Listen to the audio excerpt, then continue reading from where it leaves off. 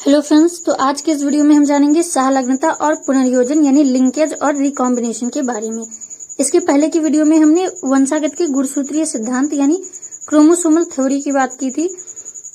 जो chromosomal theory है उसे सटन और बोवरी ने दिया था और टीएच मॉर्गन ने ड्रोसोफिला नाम की एक मक्खी पर प्रयोग द्वारा सहलग्नता की खोज की थी और उन्होंने ही गुणसूत्र ये सिद्धांत को सिद्ध किया था। तो चलिए जानते हैं कि सहलग्नता होती क्या है। तो जब किसी गुणसूत्र पर जीन्स जो होते हैं वो बहुत पास पास स्थित होते हैं, तो युग्मकों के निर्माण के समय जब अर्धसूत्री विभाजन होता है तो ये जीन जो है ये गुणसूत्रों से पृथक नहीं होते हैं। ये जीन एक साथ ही दूसरी पीढ़ी में वंशागत होते हैं और इसी को हम सहलग्नता कहते हैं। जब जीन साथ साथ दूसरी पीढ़ी में वंशागत हो जाते हैं तो इसी प्रक्रिया को हम सहलग्नता कहते हैं। और जब ऐसा नहीं होता है तो उस प्रक्रिया को हम पुनर्योजन कहते हैं। तो चलिए जानते हैं कि सहलग्नता होती क्या है। तो जब दो या दो से अधिक जीन एक ही गुणसूत्र पर पास पास स्थित होते हैं और अर्धसूत्री विभाजन के दौरान एक दूसरे से अलग हुए बिना एक साथ अगली पीढ़ी में वंशागत होते हैं तो इस घटना को सहलग्नता कहते हैं। सहलग्नता को सबसे पहले टीएच मॉर्गन ने फल मक्खी यानी ड्रोसोफिला मेलांगस्टर पर प्रयोग द्वारा सिद्ध किया था। तो यहाँ हम देखेंगे कि सहलग्नता और पुनर्योजन क्या होता है। तो सहलग्नता में क्या होता है कि जीन बहुत पास पास स्थित होते हैं, इसके कारण वे दूसरी पीढ़ी में भी एक साथ ही वंशागत होते हैं।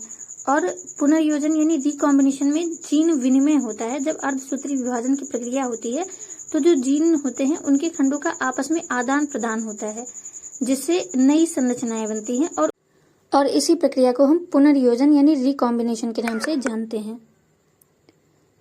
जब यहाँ हम दो गुणसूत्र ले रहे हैं जिनमें जो जीन्स है वो बहुत ही पास पास हैं, तो इसमें जो पहले गुणसूत्र में जो जीन है वो कैपिटल ए कैपिटल बी है और दूसरे गुणसूत्र में जो जीन है वो स्मॉल ए और स्मॉल बी है। और जब अर्धसूत्री विभाजन के समय युग्मकों का निर्माण होता है तब क्या होता है कि ये जो जीन है ये जैसे पहली पीढ़ी में है ठीक उसी तरीके से दूसरी पीढ़ी में भी वंशागत हो जाते हैं। कैपिटल ए कैपिटल बी और दूसरे युग्मक में स्मॉल ए और स्मॉल बी।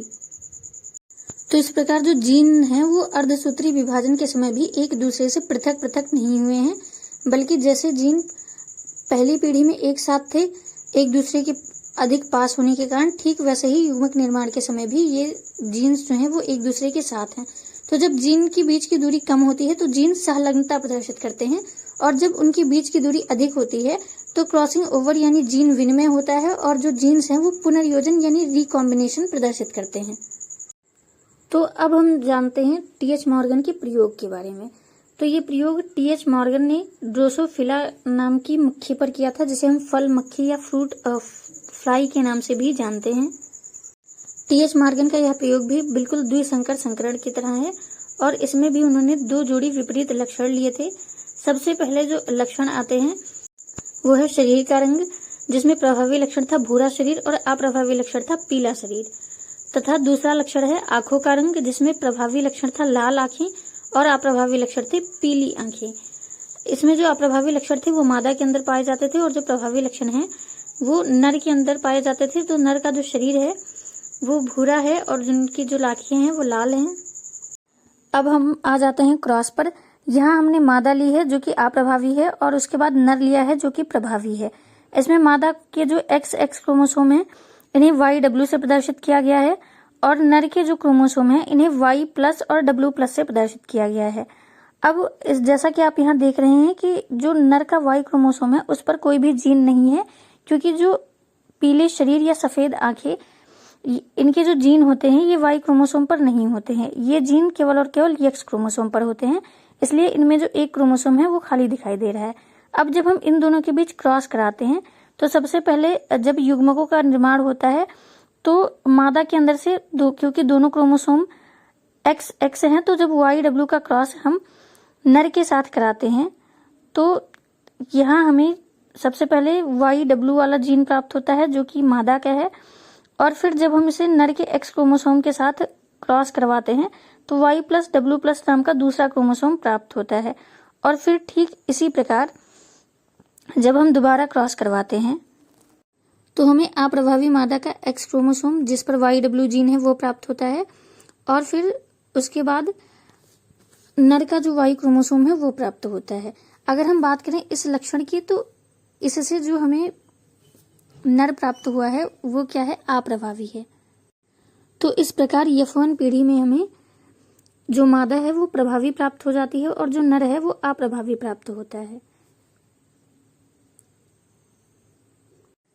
तो जब हम पीले शरीर और सफेद आंख वाली अप्रभावी मादा का क्रॉस जो है वो प्रभावी नर भूरे शरीर यानी लाल आंखें वाले प्रभावी नर के साथ कराते हैं, तो हमें F1 पीढ़ी में क्या प्राप्त होता है, एक बार हम फिर से देख लेते हैं इसे। तो यहाँ क्या होता है कि जो फीमेल के एक्स क्रोमोसोम है, जब ये मेल के एक्स क्रोमोसोम के साथ संलयित होते हैं तो हमें पहले एक्स क्रोमोसोम जो फीमेल से आया है YW प्राप्त होता है, और दूसरा जो एक्स क्रोमोसोम है जो कि मेल यानी नर से आया है Y+ और W+ प्राप्त होता है। क्योंकि इनमें जो Y+ और W+ है ये एक प्रभावी लक्षण है, इसीलिए जो मादा है वो प्रभावी बनती है। और फिर जब हम उसी YW यानी मादा के एक्स क्रोमोसोम का क्रॉस नर के Y क्रोमोसोम के साथ कराते हैं तो हमें अप्रभावी नर प्राप्त होता है। इसके बाद F1 पीढ़ी से जो हमें संततियां प्राप्त हुई हैं उसी F1 पीढ़ी से हम F2 पीढ़ी प्राप्त करेंगे और ये देखेंगे कि जो F2 पीढ़ी है उसमें सहलग्नता और पुनर्योजन किस प्रकार होता है। तो जो F1 पीढ़ी के जनक हैं, जब हम उनके बीच क्रॉस करवाते हैं तो सबसे पहले हम केवल और केवल यहाँ मेल संततियां उत्पन्न कर रहे हैं। तो जब हम मादा के YW वाले क्रोमोसोम का क्रॉस जो है वो नर के Y क्रोमोसोम के साथ कराते हैं तो सबसे पहले हमें एक क्रोमोसोम YW मादा का प्राप्त होता है और उसके बाद नर का क्रोमोसोम प्राप्त होता है जिस पर कोई भी जीन नहीं है। और फिर ठीक उसी प्रकार जब हम फीमेल के दूसरे क्रोमोसोम Y+W+ का क्रॉस नर के Y क्रोमोसोम के साथ कराते हैं तो हमें प्रभावी नर प्राप्त होता है, क्योंकि इसमें जो Y+ और W+ है ये प्रभावी लक्षण है जो कि नर से मिलता है, और इसके पहले जो संतति हमें प्राप्त हुई है वो अप्रभावी नर है। अब ये जो स्थिति है ये दर्शाती है सहलग्नता, लेकिन फिर सहलग्नता के बाद हम जानेंगे कि पुनर्योजन क्या होता है। और सहलग्नता में क्या होता है कि जो संततियां हैं वो अपनी पूर्वजों जैसी दिखाई देती हैं। तो जो प्रभावी नर है ये हमने सबसे पहले जनक पीढ़ी में लिया था, और जो अप्रभावी नर है ये हमें F1 पीढ़ी में जो जनक है उसके रूप में लिया था। तो इस प्रकार जो है सहलग्नता एक पीढ़ी से दूसरी पीढ़ी में जाती है। उसके बाद हम जानेंगे कि पुनर्योजन किस प्रकार होता है। पुनर्योजन समझने के लिए हमें सबसे पहले जानना होगा कि जीन विनिमय क्या होता है। तो जब जीन दूर दूर स्थित होते हैं तो उनके बीच क्या होता है, जीन के खंडों का आदान प्रदान होता है और जीन विनिमय होता है। जैसा कि यहाँ आप देख सकते हैं कि यहाँ हमने सबसे पहले YW लिया है, उसके बाद Y+ और W+ लिया है, और फिर किस प्रकार जीन विनिमय के समय एक नया जीन जो है वो बन जाता है। तो इस जीन विनिमय से जो हमें जीन प्राप्त होगा, गुणसूत्रों पर जो जीन होंगे वो Y और W+ होंगे जो कि दूर दूर स्थित होंगे, क्योंकि ये हमें जीन विनिमय की प्रक्रिया तभी हो पाती है जब जीन दूर दूर स्थित होते हैं। और उसके बाद जो दूसरा जीन है वो Y+ और W प्राप्त होगा जीन विनिमय से। तो फिर इसी जो गुणसूत्र हमें प्राप्त हुए हैं YW+ और दूसरा गुणसूत्र Y+ और W, इसी गुणसूत्र का जो क्रॉस है जब हम मेल के Y क्रोमोसोम के साथ कराएंगे तो हमें सबसे पहला जो क्रोमोसोम है जो हमें पुनर्योजन या जीन विनिमय से प्राप्त हुआ है Y और W+ वो मिलेगा, और उसके बाद मेल का Y क्रोमोसोम मिलेगा। और ठीक उसी प्रकार जो दूसरा क्रोमोसोम हमें मिला है Y+ और W वाला, इसका क्रॉस जब हम मेल के Y क्रोमोसोम के साथ कराएंगे तो हमें एक नए लक्षण प्राप्त होंगे।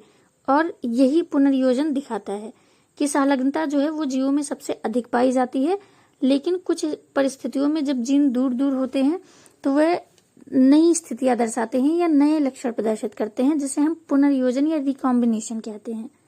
जैसा कि यहाँ हमने देखा है F2 पीढ़ी में, तो इसमें जो सबसे पहले Y और W+ वाला गुणसूत्र है, इससे बिल्कुल एक नई संतति उत्पन्न होती है जिनके अंदर पीला शरीर और लाल आंखें होती हैं।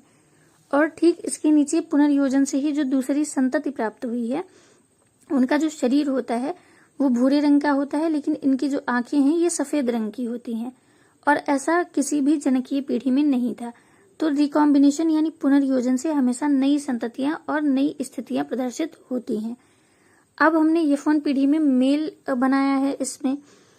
ठीक इसी प्रकार जैसे हमने मेल संततियों का क्रॉस कराया है, इसी प्रकार फीमेल संततियों का क्रॉस भी कराया जाता है, जिससे फीमेल संततियां यानी मादा उत्पन्न होती हैं।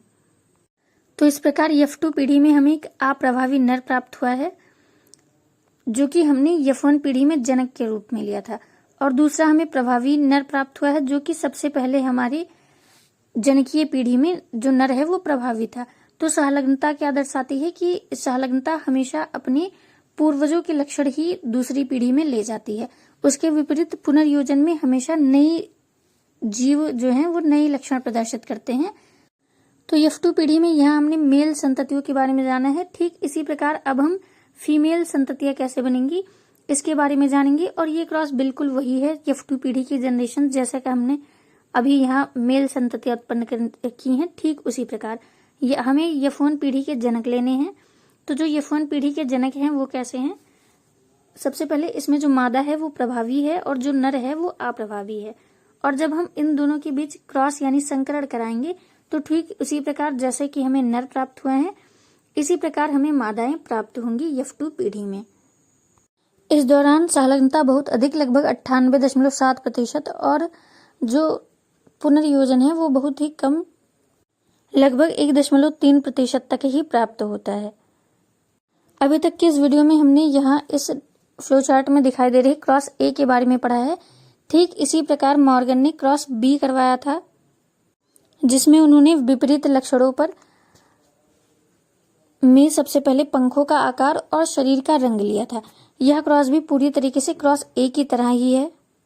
दिखने में ये फ्लो चार्ट थोड़ा सा मुश्किल लग सकता है, लेकिन 1-2 बार की प्रैक्टिस से ही आप इसे बहुत आसानी से समझ सकते हैं। तो मिलते हैं आप सभी से नेक्स्ट वीडियो में।